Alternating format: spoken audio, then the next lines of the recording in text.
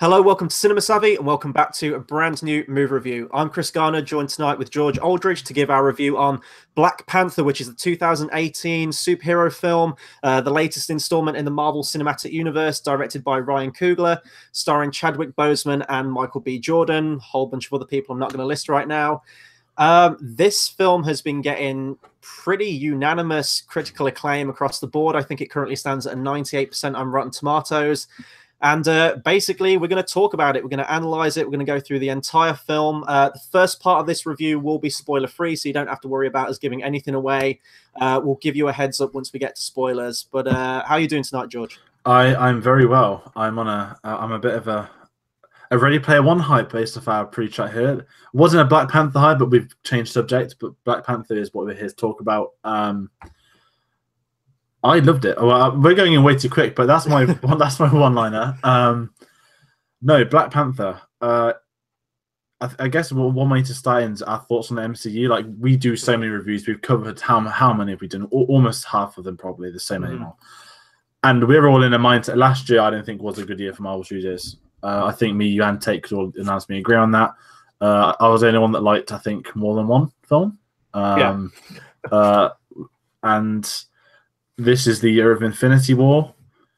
However, the sort of the preludes to that, it was not really a prelude. Black Panther come out first. And my word, I've been looking forward to this. And the main reason I was looking forward to this, and the same as you, Ryan Coogler, I think, is one of the best young directors in the world at the minute. I think it was one of our first reviews, Fruitvale Station, that we did.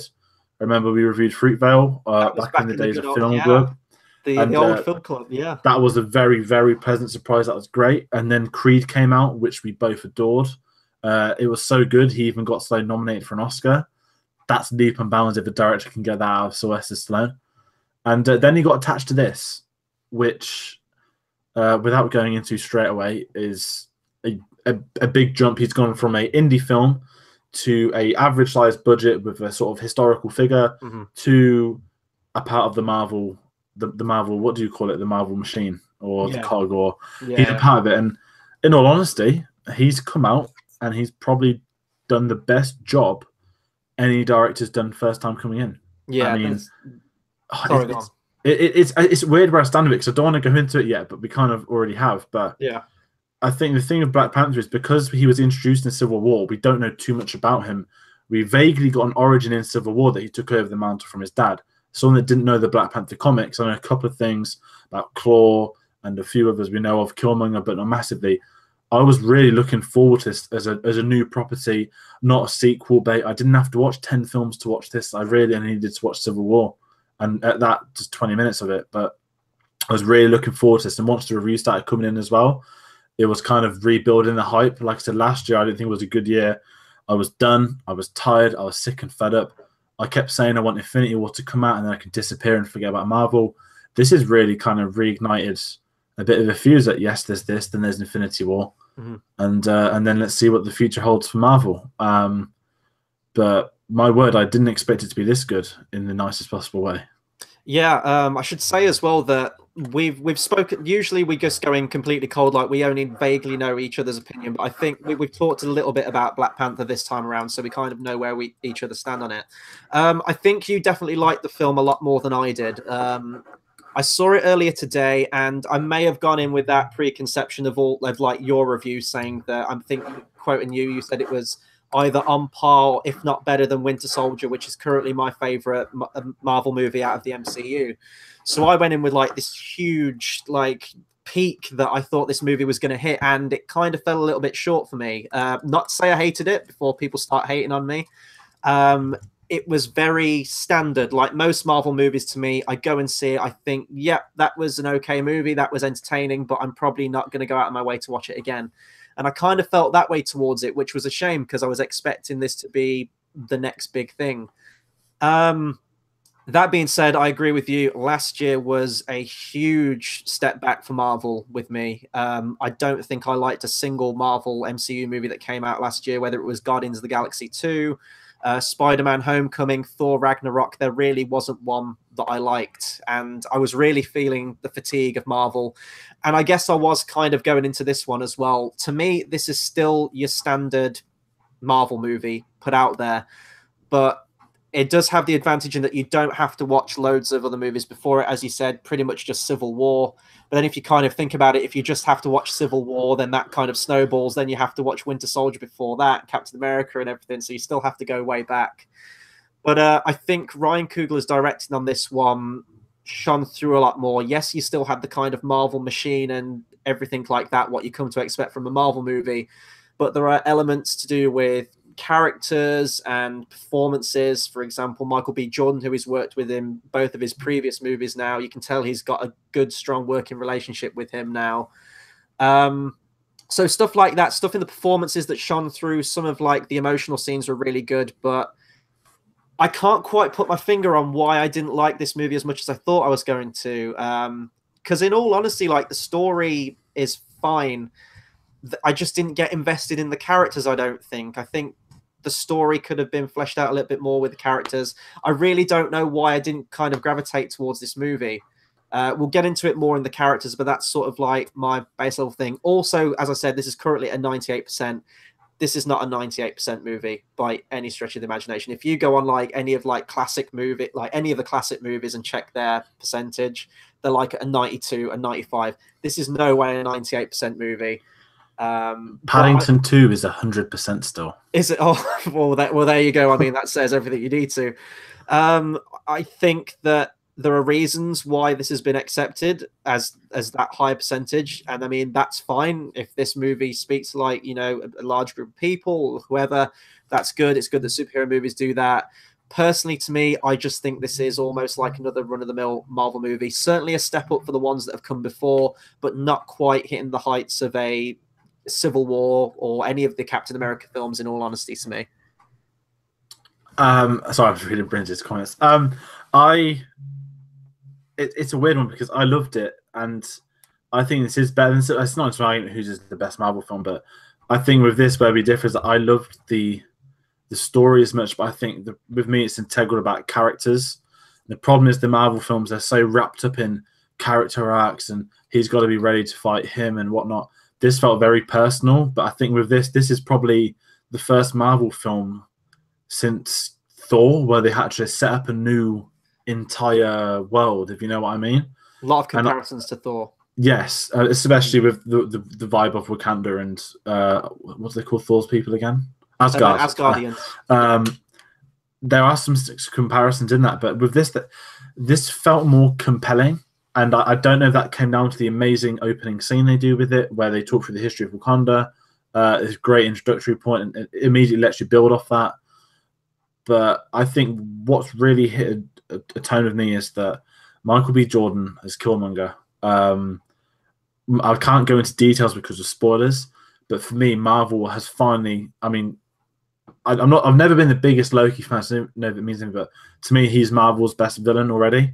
Granted, that could change in 3 months. I hope it does, because you know they've spent wasted 7 years building up Thanos otherwise.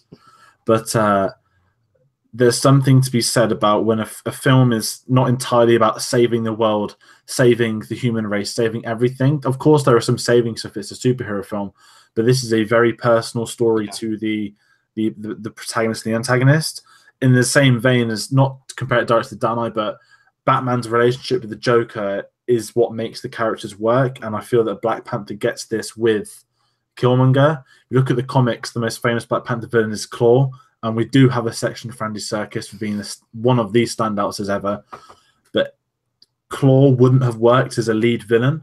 You bring in Killmonger with Michael B. Jordan, and there was just something. I don't know. Something worked. It blew me out of the water. I was invested. Thought we had a good villain for once. A villain as such, without spoiling, that you want to see more of. Yeah. That you and the other thing is you understand. The key point with villains these days, you don't get them anymore. Rather than a villain wanting to destroy everything, you can understand his morals, his persona, and why everything happens to him. And that's what really built it up for me as this film.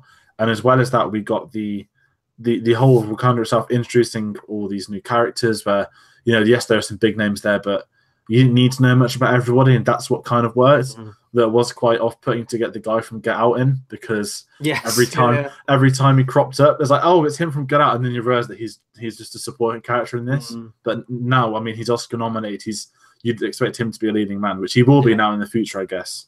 But it's a very hard one to talk about because the spoilers, but also there's not so much to say. We were both saying this before we hit record. Normally, there'd be like point A, B, C, D, E, F. But with I was going to say, wasn't our Guardians of the Galaxy Volume 2 review like 2 hours long or something, if I remember? And a lot more than it needed to be. Yes. Yeah. And I don't know. I feel that this film is about the characters in the story, and it merges into one, rather than Guardians, which is a film about the characters and then they add a story as well.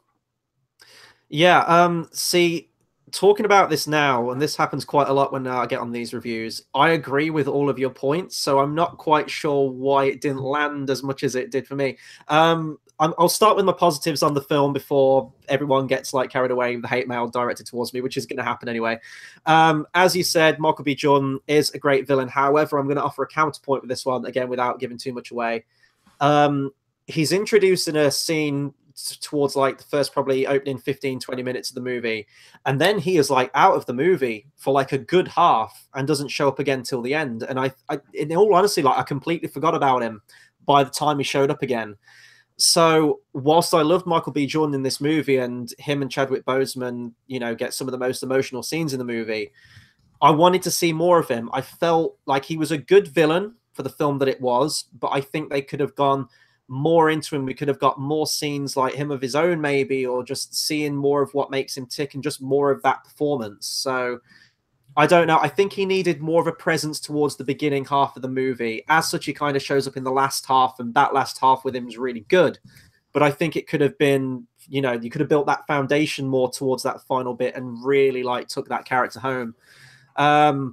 That being said, Chadwick Boseman playing off Michael B. Jordan, both fans. I can't really fault any of the performances in this movie, in all honesty. Like, all of the performances were solid across the board. And like you talked about the opening scene as well, I really like that opening scene because this is a character I knew next to nothing about. Even after seeing Civil War, we get like a little taster of the character, but we don't really get any of the history or anything fleshed out there. So I was really hoping this movie was going to give me some kind of exposition at the start or some kind of introduction into this world. And it absolutely gives you that in this really nice sort of like CGI graphic kind of thing, which I thought was awesome. And my biggest praise for this movie really is not sort of like the story or the writing or anything like that. It is literally the world building. The environment of Wakanda itself, yes, it's mostly CGI, but I mean, it's visually stunning all the way through, really. It does get a little bit CGI heavy in some points when you've got the actors on the green screen, but you can kind of forgive it a little bit. Love the look of it, the costumes, everything, like the production design, everything like that was fantastic, and this was a world that I want to see more of. We talked about Thor as well. That was also another one of my favorite Marvel movies, but watching it again recently, so much of that movie should have just been set on Asgard and fleshing that out and the characters, but you're constantly in that movie flashing back to Earth with Natalie Portman and Skarsgård's character, and it felt like a mishmashed movie when you wanted to get more invested in it, but you couldn't because you kept getting sidelined with comic relief characters. This one pretty much almost exclusively takes place on Wakanda. It's probably like 85% on Wakanda, and I really appreciated it for that. And going, like, I guess we can get into like the humor and the writing and stuff now. There's no sort of like Thor Ragnarok level humor in this either. There are jokes in there, but they feel more in keeping with the characters and the world that it's set up, which I really appreciated. Yeah, and it is a good comparison to Thor, because had this have just been set outside of Wakanda, you would have got very bored jumping back and forth, especially with similar storylines, I guess we can say. But it's a weird one because the world building, it does it, and it's nice to be so far into a franchise to get something new, and it felt new, it felt tacked on, it was the right way of introducing it. You can tell that they'll probably build off this massively now. But with Ragnarok, when we first saw it, I thought it was very funny. It's not a film I went to the cinema to see again. It's not a film I picked up at home. It was funny, but I've got a really horrific feeling that if I see it again, it'll be like the Deadpool effect. Yeah, that's why I don't want to watch it again, because I'm scared it will be. Because I love Jeff Goldblum, and he'd probably still be great, but I can imagine like not many of the jokes hit a second time round, whereas this, because this film is about sort of family and characters and such. The comic relief is probably done through his younger sister, if you can even call it comic relief, but that's natural family chemistry, and that's why some of the funnier lines worked in that sense, rather than, oh, look, 30 seconds in, here's a joke, here's that joke. They don't really do, and there's funny bits, but they work within the characters, and a lot of the comic relief is from, I can't even call it comic relief because it's not, but if there's going to be your traditional Marvel funny moment, it's all Andy Serkis. Yeah. But that's because the character is absolutely insane in an amazing way. Mm-hmm. But I don't know, I felt this tone felt right for the story they were telling on screen and for where they are in the cinematic universe, because I could not do with another joke film 3 months before it's meant to get deadly serious with Infinity War. This kind of made me forget about last year. Because, I mean, let's be honest, Guardians is naturally funny. It has to be. Mm-hmm. It's a comedy. It's James Gunn. Spider-Man was trying to be funny, and me and you have our opinions on that, and we know where we are with Spider-Man film. Thor was way too funny, whereas this felt like the first Iron Man film in that sense of this is a bit of serious, and it's sad that we have to have a debate about a film being serious or not, but I don't know. The director wanted to tell his story, and he was able to tell it without having the need to make 100 jokes in the process. Yeah, because I think younger people would enjoy this film as well, without them having to make funny jokes every 10 minutes. Mm-hmm. Well, I was here. I mean, it was a fairly decent-sized crowd this morning when I went to see it for a morning show, and I'm sure it's packed out and Friday or whatever, whenever it hits the weekend. But a lot of people I were hearing after the film finished saying they really enjoyed it. So I think this has definitely won over a lot of people. And it just, when it was given the backstory of the world and everything like that, and it is quite an outlandish concept. Like when you see him in the Panther costume, if you don't at least sort of giggle a little bit when you first see him there in a giant cat suit, essentially. But this is how far Marvel's come now. They can pretty much do anything. And it's nice to see them kind of go fairly out there and ridiculous with this idea. I'm sure the comic book goes even more so and everything like that. But without giving anything away, there's a giant rhino in the movie at some point, and I was just watching it this is what I want from my comic book movies. This is awesome. So there was stuff like that. Criticisms, I'm still trying to place why. I'm gonna have to do some kind of rewatch of this or some kind of analysis as to why it didn't land with me. The story felt very exposition heavy. It didn't feel like there were scenes. It felt like everything was sort of moving on a conveyor belt. There was some little jokes in there and some nice character moments towards the end, mostly with Michael B. Jordan's character. But everything, there didn't seem to be any kind of goal when I was watching it. For the first half of the movie, it felt very sort of scene to scene to scene. That's very vague explanation, but that's sort of how it carried over with me. Also, with the character of Black Panther, I never really got invested in his character wholeheartedly, because we're told that he's a king. He's a king of the people of Wakanda. He's got all these admirable qualities as a king, but we never really see him being a king to the people. We don't really get a sense of that civilization on Wakanda. We get the sort of lead soldiers. We get the High Council. We get people around him and his family, but we don't get to see that kingdom of Wakanda really. So when they're saying that, oh, he's this inspirational leader and, he's showing all these qualities, we don't get to see that within the world that he's inhabiting. So it felt quite distant. And I think that's probably why I didn't get too emotionally invested in his character. Not going to go into it. The stuff they do with his father is really good, linking back to Civil War. I really like that stuff. And that is kind of the emotional beat throughout the movie.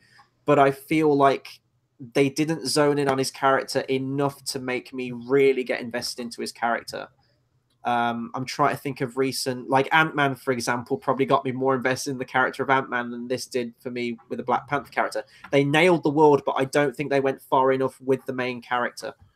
I think with me, with the character of Black Panther, because of Civil War, his entire arc was about wanting to kill the man that killed his dad, and when it got to the end of the film, he'd had his full circle, he'd had his character arc. To me, that was the character basically ready. So when it came into this film, I guess you made the best point there that we don't see him being a king or doing stuff. It feels more like a political position, being the king of Wakanda. Yeah. And you nailed it with that, because I'm genuinely struggling to think of criticisms, because there's no glaring ones. It's not like Spider-Man where it's, oh, his entire film is that he wants to be an Avenger. This felt very self-contained in the right that the story arc wasn't there for, well, I guess we call him T'Challa, and he didn't have as much a storyline. You're right, it was more about the world building and the other stuff, but I think his story comes down. It reminded me again of Batman, that the character of Bruce Wayne in Dark Knight, he doesn't really have an arc because his arc revolves around the Joker. And I feel that that's what this film does, where the strength of Black Panther only really comes out when he's got screen time Michael B. Jordan again. And I personally thought the more interesting story arcs were Martin Freeman. So that's because he's so boring. I think in Civil War they made him a bit likable in this, which I guess is an achievement. They gave him more to do in this one, but he did kind of still feel very tacked on in the plot to get him there. I mean, it is an American accent, but he's Martin Freeman. There's something not right about him. You know what I mean? Doing American accents. I'm never going to get used to him doing an American accent. No, I don't like it. Like he's from The Office. He is Bilbo. He's Sherlock. I don't see him as a CIA operative. But I think one thing about this film is that I remember in our old Spider-Man reviews, the good ones, the good trilogy, you always used to say they were charming. I had like a charm from this film. There was something about everything, the sets, the cast, the scenes, the whole film felt very charming, especially the Wakanda stuff. But then it developed the characters as it went on. Yeah, I don't know. I don't think I've had for the MCU. This felt I don't want to say like smart because it's not a smart film. It's not Inception or anything like that. But there's something about this where it's not sit down. Here's some explosions. Here's him saving the day. Everything's gone back to square one. Here's a credit scene. It didn't feel like Guardians of the Galaxy 2 or anything. This felt just like a very good film. And I think if you took the Marvel logo away from this, it could stand alone in its own sense of being a fantastic film because it didn't rely. Okay, yes, Andy Serkis was in Age of Ultron for 5 minutes, but this didn't feel like the bog standard.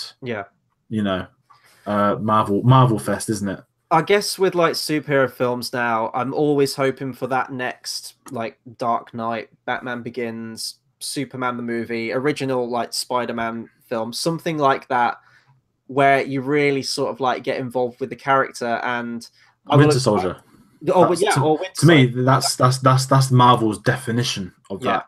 But no one ever expected that from them. That was the irony. Yeah, if they could like hit that every single time, I wouldn't have any problems. But as it is, I will agree there's definitely more character in this, and it's definitely trying to say a lot more than a lot of other Marvel movies, especially recently, but it still isn't quite going all the way, especially if we like look at his previous work, Ryan Coogler. If you look at Creed, if you look at Fruitvale Station, really involved like character dramas and going into the character. I mean, Creed, he was wrestling with not only setting up this new character of Creed, but he was also balancing Rocky, and it was a fantastic match.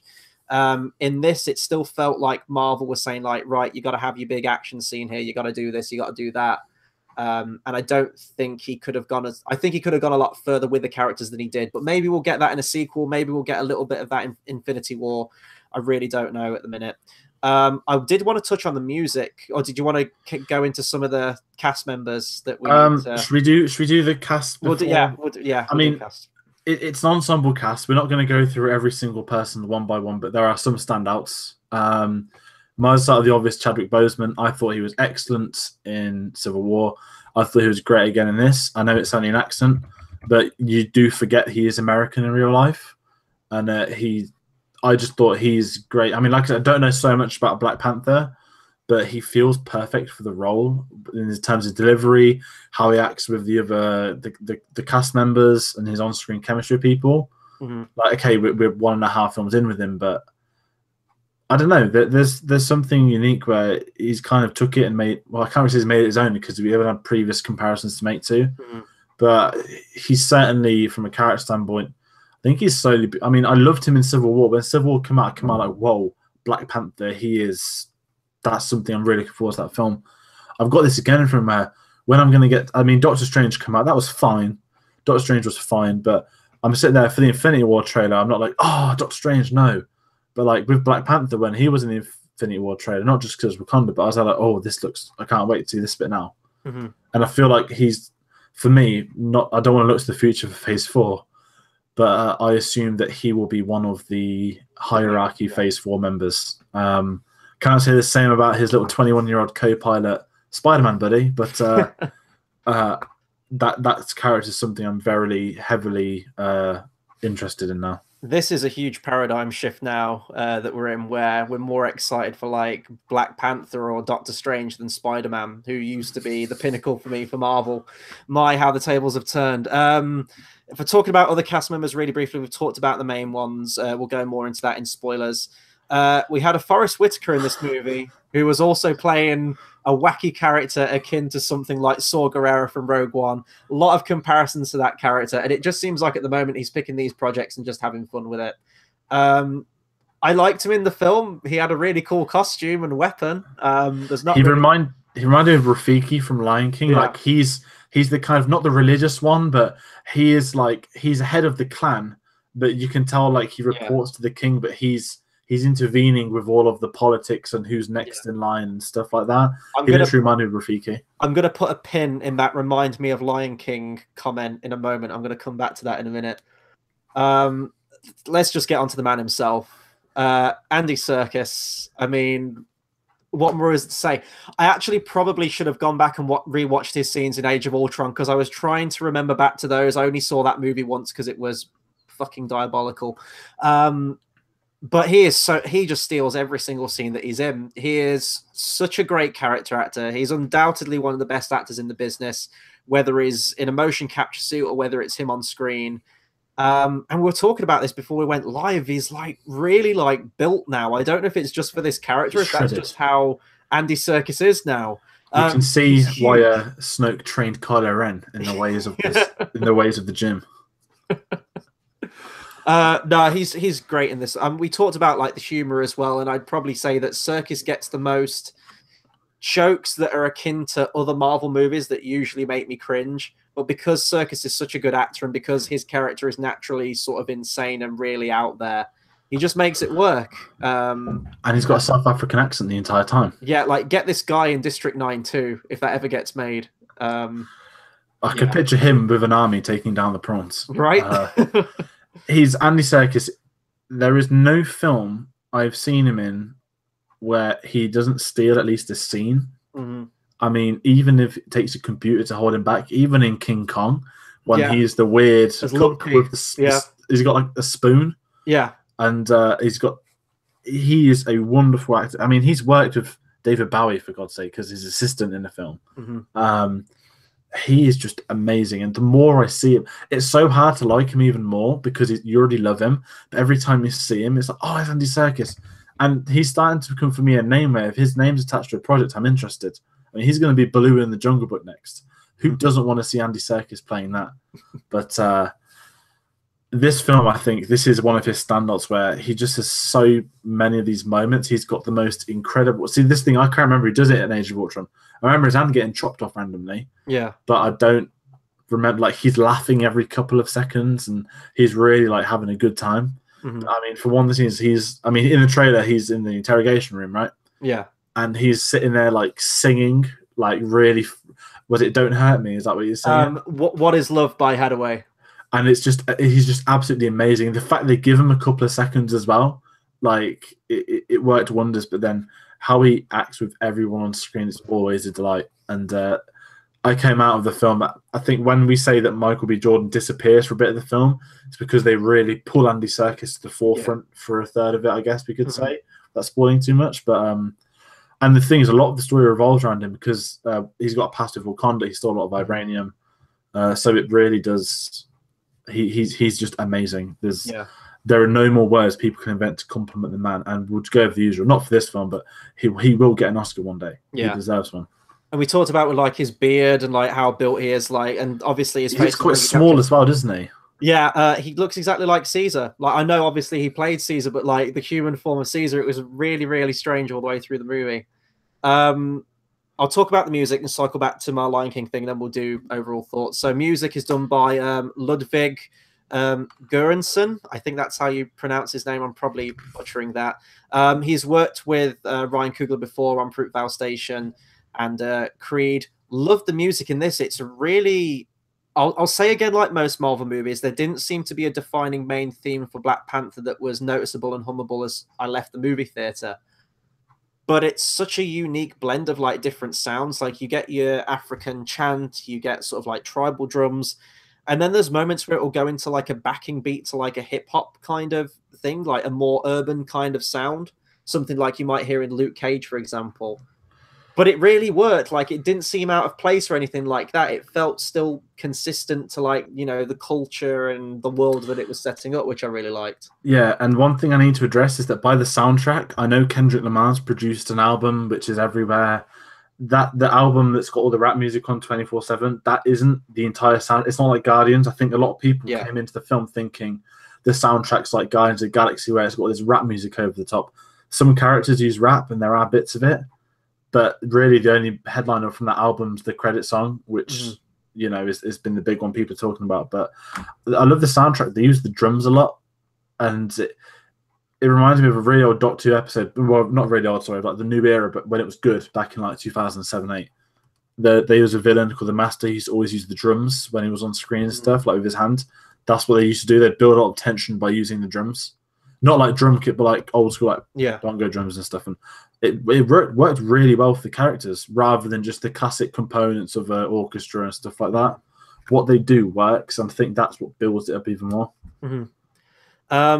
Now I want to come back to what I said about Lion King. So when we usually do our live action Disney reviews, we always say that there's a moment in each of them that's sort of like setting up for a future one. So we talked about Jungle Book, where you get like the warthog and like the pangolin or like the meerkat looking thing. And it's like, oh, that kind of looks like Timon and Pumbaa. Or with Beauty and the Beast, where you see Notre Dame in the background, and we think that might be Hunchback of Notre Dame at some point. I was just looking at the CGI of like the planes and everything in this, and I was just imagining what they're going to be doing with that live action version of Lion King. Mostly with just the CGI and everything, but not just that, but like not the plot itself, but elements of the plot in terms of the monarchy. Ooh, be careful. I'm not going to go into any more in that, but there's like some, even like you said, like Forrest Whitaker's like Rafiki, there were like little elements I was picking up, like, oh, Lion King, oh, that comes out this year. It is this year, right, that it comes out? Like, no, Lion King's next year. Is it next year? Oh, is it next year? Okay. So I was thinking like maybe this is sort of like their tester CGI footage for when they eventually come to do Lion King. I don't know. That's just what went through my mind in some bits in this film. With the CGI, the CGI is not Marvel's best by any means. It's not their worst by any means, but I think they try and use, when they've got such amazing costumes and production designs on the sets they build, you notice the CGI around it, where it's, you know, this is like a clean version of the Blade Runner city, and it's noticeable because everything else is live action. I mean, there's no motion capture characters, I don't think, or anything. Like, everyone's in these great, wonderful, colorful costumes and everything, and in the backgrounds, I don't think it's bad CGI, but I don't think it's not as noticeable as other films. But some things are, but you can tell that the budget has been spent on the live action stuff, especially when you get to the fights in the finale. Most of it is actors and extras, which I do prefer. But then there are like some, I don't know if they're show like the rhinos, and it's kind of like, oh yeah. But I mean, there's no Steppenwolves, right? Well, actually, I was going to say that entire ending battle on the plains where you've got like all the different tribes, it did remind me of the Amazonians fighting Steppenwolf in Justice League, which you haven't seen yet. So that'll be an interesting review. It's up now in full HD. Yeah. I actually planned on watching it tomorrow. In honor of #release the Snyder Cut. Yes. We're going to have to get your thoughts on that film, I think. I can't wait when you watch it. No, for like, because one of my questions to you was, I mean, I saw some bits from the trailer and the suit looked very CGI. It looked very fakey fake. And I said to you, is that how it is all the way through? And for the most part, they do blend the real life costume that Chadwick Boseman's wearing with the CGI counterpart, and it's more or less seamless all the way through. There's bits in the car chase, which you see in the trailer, where he's doing like all these crazy slow-mo flips in the air where it gets a bit CGI. The biggest problem for me was the final fight. You've essentially got two people in CGI costumes in a completely CGI room, and it does look like you're watching a video game, like a fighting video game, like Mortal Kombat or something like that. And it did take me out of the fight scenes a little more. I know that the character's got like super agility and can do all these flips and everything, but it did kind of take away from the personal quality of the fight a little bit more. There are fights in the movie. Well, I guess like this is sort of like the support fight almost until the big fight we're going to get at the end of the year with Creed when he comes back and takes on Ivan Drago Jr. I preferred those fights in the movie because they felt more akin to the character. They felt more personal. Yeah. When you do get your big sort of like superhero punch him up towards the end, takes you out of it a bit. There's also a few shots as well where, as you said, you can tell that people are on a green screen. I had this problem with Thor Ragnarok where everything looked fake. Like the felt like there was nothing real. Like you could see like the blurred outline around your actor with the green screen. And there's quite a few moments in this movie that do that. But I guess I kind of could forgive it more in this one because the world does look so great. It's only in a few shots and it didn't detract too much. It's nowhere near the level of like awful CGI from Justice League, but it is still noticeable. And I do think that they could have shot stuff on a real plane. If there's a mountain in the background, they could have gone on location. It didn't detract too much, but it is kind of that CGI sheen now that we're getting across all of these Marvel movies. Yeah, and the sad thing is they've got the money to not need bad CGI, but then I think we live in an era now where everywhere else the CG is improving so much. I mean, they use ILM for all their CG, but ILM, their CG team is, yes, they do all the films, but their team is fully focused on one film franchise. Yeah. And that's not a criticism, it's just a fact. But I did love it though, and I guess does that kind of sum up our spoiler-free section? So yeah, I guess so. I guess the last thing I'll say is like if you do have like a huge effects heavy film, there are going to be some things that the effects team work on to get looking great, but because you've got so much, there's a huge workload, there are going to be some areas that aren't given as much time. That's just the case with any big budget thing. So maybe that was the case with this one because there is a lot of effects work. If we go into overall opinions, it's fine. To me, it was just like another Marvel movie. There might be a shred more character in it. And it's a decent time. It's, won a lot of people over. It's a new character that people aren't really, don't really know much about. It easily sort of like introduces you into the world. Great world building, some great performances, but it is still kind of, to me, that standard Marvel movie. It wasn't like a Winter Soldier for me. It wasn't even a Civil War. It was a fine time at the movie theater, but I am going to probably struggle to remember this movie in a couple of days' time. It didn't have that bigger impact on me as I hoped it would. I think as my final thoughts that, to me, this is where we differ slightly, that this is, I put the second best Marvel of the MCU so far, one of the best comic films of all time. It felt so fresh and new. It did new things that I haven't really seen before on the big screen. And it felt so self-contained in the sense that it just made for a better visual experience, that it wasn't the bog standard, let's run around together, save the world. We're going to just, it felt so much more personal to the characters. And I think there's no coincidence that the best comic book films are the ones that focus on the character arcs much more than the overall saving the world arc. So I feel that Black Panther took a step in the right direction. And with everything, the soundtrack, the production, just choosing it to be, obviously it's set in Wakanda, it's the fictional place of Black Panther. Mm-hmm. It was nice for it to be away from human. It's like you said about Thor earlier.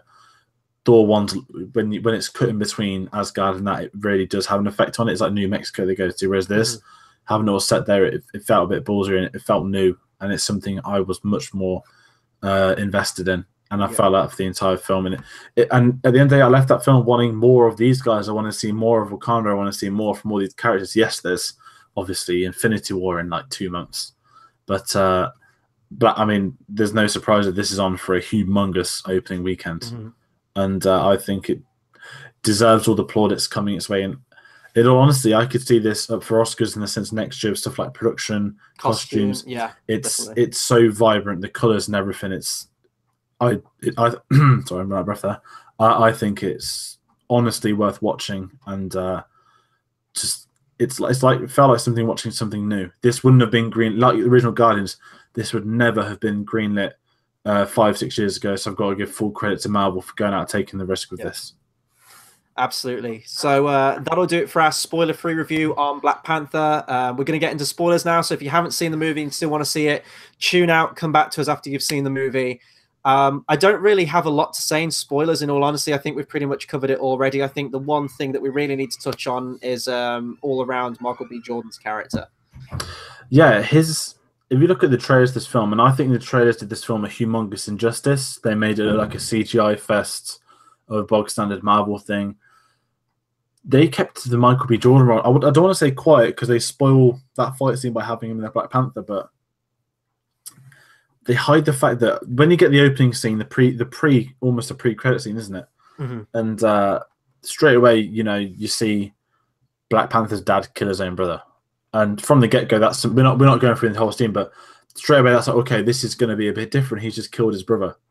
And then as the plot develops later on, it's kind of you piece it together that this Michael B. Jordan's obviously going to be his cousin. It's going to be a whole family thing.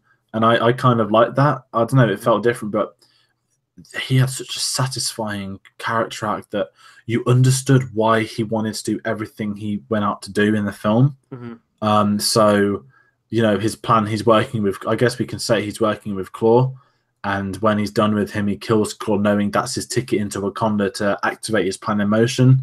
He's got one of the worst names in Killmonger in terms of it, but then when they explain it, like he was what do they call it, black, what do they call that sort of CIA thing?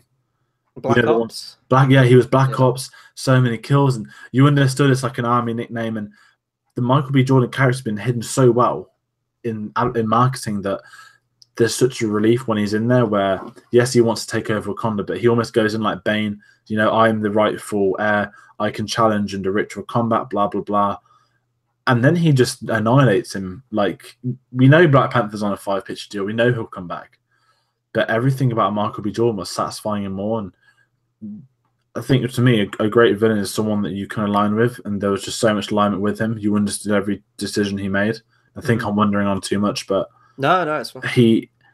Even at the fact he died, you didn't want him to die. No, but it's when they can save anyone in Wakanda. So we can heal you. And he goes, I don't want to be healed to be put behind bars the rest of my life. And you kind of know he's got a fair point, and then he just pulls the knife out and lets himself die. And it was a really touching moment where, at the end of the day, even though he's the villain, all he wanted to do was basically go to Wakanda. Mm-hmm. And he said, and the fact that Black Panther, he understood everything.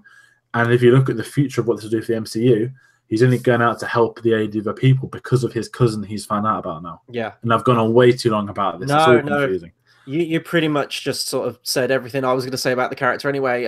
Michael B. Jordan really, and he kind of did this with Creed as well, to a greater extent in this one probably. He really channels that aggression. We're probably going to get that in Creed too, in all honesty, if the story is going to go how I think it might. I mean, he is quite a physically imposing guy, like just in general. Also, the fact he's almost like Victor Zsasz from Batman in that he's scarred himself after every kill that he's made. But they're like lumpy scars. They're very weird. And they look like tribal scars. I think some tribes have those. Yeah. So that was kind of cool akin to the character. No, he was absolutely fantastic. And I didn't want him to die either. And when they said, like, oh, we can save you, I was really hoping that was going to be the case. Because when you have a talent like this, like Michael B. Jordan, he is a character you want to see develop in sequels. And I guess that's why a lot of people say that Loki's the best villain they've had in Marvel, purely because he's existed throughout most of the movies. Although I'm thinking of like my other favorite superhero movies in general, like Batman 89 kills the Joker, Batman Returns kills the Penguin, even the Spider-Man movies, Sam Raimi. Yeah, Green Goblin goes, Dr. Octopus goes. They tend to kill the villains as the film goes along so you can introduce a new one into the next one, which is fine, but he is such a good character in this. Undoubtedly gets my favorite scene, one of my favorite scenes in the MCU, actually, at the end where he looks at the sunset. And he says about that, all his life he's wanted to see Wakanda, and he heard that the sunsets on Wakanda were beautiful. And it's like he's taking his last dying breaths, and Black Panther says, like, we can heal you. And he says, like, because there is like I thought they get into it in somewhere. There is a civil rights movement kind of message to it, in more so in his character, where he's saying that, the state of like, I guess it's like sort of like white people against black people. They don't go really into it. They kind of gloss over it, but you know what he's talking about. Civil unrest and stuff that still goes on. He's wanting to get these weapons into the hands of his people so that they can sort of like fight back. And at the end, he says something like, cast my body into the sea when I die, like my ancestors that would rather die drowning than die in bondage, or something like that. And it really kind of hits home in that last line that he has in the movie, and then the character dies. So he is good. As I said, I just wish we'd have got more at the start. I think they could have took the character a little bit further and really knock it out of the park. As it is, he's a great character. A cut above the rest, definitely, in most of the other Marvel characters, but still not hitting the heights of the superhero villain greats that we've had however many years ago. Yeah, it's a weird one because I'd put him top of the Marvel, but to me, Marvel doesn't have anything on. This isn't a criticism of it, but Marvel's villains have nothing on the, your Doc Ocks, your Green Goblins, yeah, exactly. your Batmans, well, not your Batmans, your Jokers, Nicholson Ledger. These are great. Even Zod in Man of Steel, I adore. I wouldn't put him up as a great though, but you know what I mean. Even like Zod in Superman. Well, that's more for me. I know you're not. Yeah. Superman was, but yeah, he felt so right within Marvel, but he was just a compelling villain. That it wasn't. Yes, there was a real life edge to it, and this is hard to sort of piece what I'm going to say next. But he wasn't just there to, I'm going to take over and destroy the world. Like you got Loki in the first Thor film, his arc is, he finds out he's not his son and he wants to take over. And then the Avengers is, now I want to take over the world. And people think, yes, he was a great villain in that, but I don't think he was as great as he was in Thor because he was pulling all the strings in Thor. Mm-hmm. And I felt of Killmonger that, it wouldn't have benefited by bringing him back. I know Marvel, the problem in Marvel is they keep killing villains, but they're really average villains, so you don't care. Yeah. But this is the one where a great villain is one you want to come back. And this was like, oh, no, he's going to die. But, it's his character that he is going to go out that way. And there's nowhere left for him. I think one of the most touching scenes of this was one of the flashbacks when it cuts to him when he was younger and he runs in and finds his dad's body and stuff. And then it's doing the whole, we're in spoilers now. So if you've seen it, then you'll know that I love the really cool sand things where they'd bury them and then they'd get a vision from the past. And the conversation he has with his dad while mirroring the Black Panther and his dad one, it was great. And I just thought Michael B. Jordan, he's honestly, I can't say Fantastic happened, but I remember he was the only good thing about that film. Yeah. And he clearly has an incredible working relationship with Ryan Coogler. 3 films in with each other, 3 absolutely amazing performances with one another. And I can't wait to see what is next because he's a young actor that he's picking his roles wisely. And I think, it was great for him to come into a Marvel film and steal the show. Mm-hmm. I mean, not to the circus degree of like The Last of Us, but he was the compelling character. Like I was trying to say in the spoiler-free section earlier, you don't get a lot of the Black Panther character until it develops with knowing it's his cousin at the end. Because then, I guess this was out. Black Panther's got a very boring average story arc until he finds out that his dad killed his uncle and that he's got a son on the streets. That's when the film clicks and becomes really a bit more with it. And it's not your bog standard Marvel film. And Black Panther has to deal with the weight of that. But in the meantime, you've got Killmonger just walking in, just and stealing it. It's literally stealing the show outright.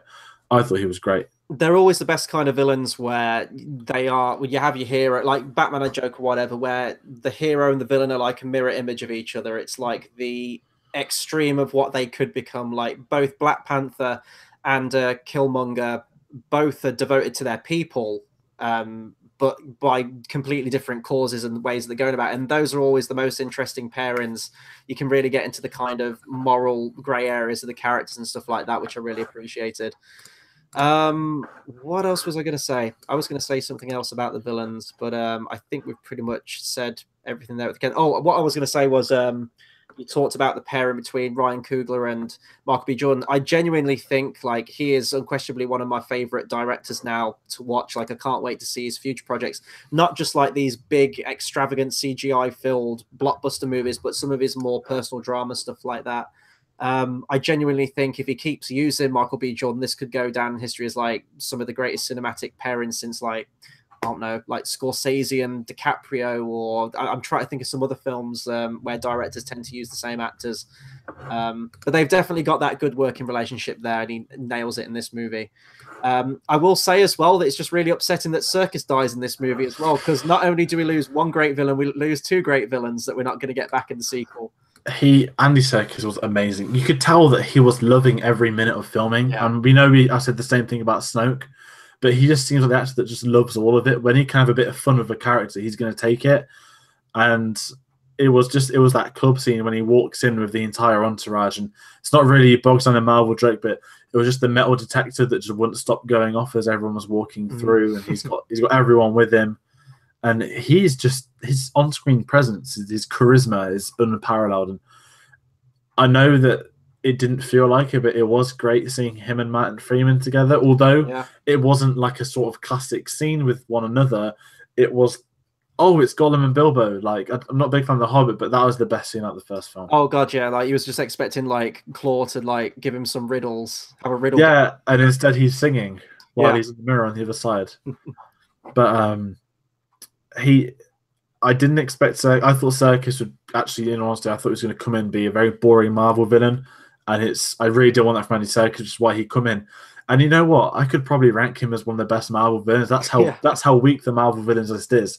He was just great in it, and that gun, it looks so awful. Like it does the whole Star Trek split and turns into lights and stuff. But he's just walking around with a plastic hand, just shooting things. It was amazing. But I'll never forget the poster that came out with like the really crappy photoshopped prosthetic hand on it, and it doesn't look much better in the movie either. But you kind of run with it because it's all part of the character. Yeah, and you feel like his character would do like that. Yeah. But I guess the one thing I could say about Claude quickly is that in the comics, he kills Black Panther's dad. So because he was always a Black Panther villain, that's why it was really cool they brought him back, and he did have a connection with Wakanda still. Yeah. But it's a shame he won't get him back in the Marvel, because even his one scene in Age of Ultron was good. Yeah, I remember like the candies or something, isn't he? He has like a little tray of like Skittles or like sweets or something that he's picking into. That's the only thing I can remember in that movie. It was terrible. I've pretty much said everything in terms of spoilers. I don't know if you've got anything else you want to add to this. I think that's pretty much all of it, to be fair. The entirety of the spoilers come down from the story arc of Michael B. Jordan. And again, that's what makes it compelling. Yeah. For me, just to reiterate, I thought it was fine. I did kind of just like let the movie wash over me. I didn't get invested in it, or it didn't quite hit the heights as what I expected it to, based on the rating, based on all the critical acclaim. To me, it is just kind of another Marvel movie. That being said, it does have a lot more going on with the characters and the performances in this one, which I did like a lot more. But the movie didn't quite hit those heights of some of the other great superhero movies that come out. So I can't quite rank it up there with, in recent years, like, I don't know, Days of Future Past, X-Men, or Logan. I'm trying to think of an example that isn't an X-Men movie, and I'm really struggling. Winter Soldier. Well, exactly, Winter Soldier. Didn't hit those heights. It's an entertaining movie. Go and see it. If you like your Marvel movies, of course, you're going to go and see it anyway. It was fine, I guess, but it's not going to have that impact, and I'm not going to be thinking about it in a couple of days' time. I again will say this is one of my favorite Marvel films. It's not what I expected it to be like. I actually expected it to be not worse. That sounds horrible. I expected it to be good, but not great. But I personally thought this was great. It's a film I'd recommend you to see just out of curiosity, that there's that new edge to it. But again, like you said, if you're a Marvel fan, you don't even need to bother to say, because if you're English, you've already seen it by now, and if you're in America, you'll be seeing it on Friday morning. Well, we kept saying, didn't we? Like, we kept going like, oh yeah, Black Panther comes out in February. Like, we kept forgetting that it was even coming out. Like, we just like sort of blanked it out from our mind almost with all the other films that we because everyone's so hyped for Infinity War. Yeah. And you know, I guess they'll do what they did with Thor, where in a month's time, when the Black Panther's done and dusted, not as late as Star Wars was, but when the hype's off, they'll drop that second Infinity War trailer. And my word, it's going to be a sight. But also this film, knowing that there's going to be a humongous action set piece on Wakanda, it's kind of made me really looking forward to that as well. Yeah. There'll be a lot of deaths too, so I wonder who goes. But the rhinos can take out Thanos' glove. But yeah, no, I think we've pretty much covered everything we can with this one. So that'll do it for our review on Black Panther. Be sure to comment, subscribe, let us know what you thought of the movie. Obviously, if you're going to talk about spoilers as of right now, I don't know, is this released in the US yet, or is this coming out? No, it's coming out on Friday, so we only got it 3 days early this time, not a week. Right. So if you're going to do spoilers, do be respectful of people that haven't seen it. Do like a spoiler warning, then give us your comment underneath.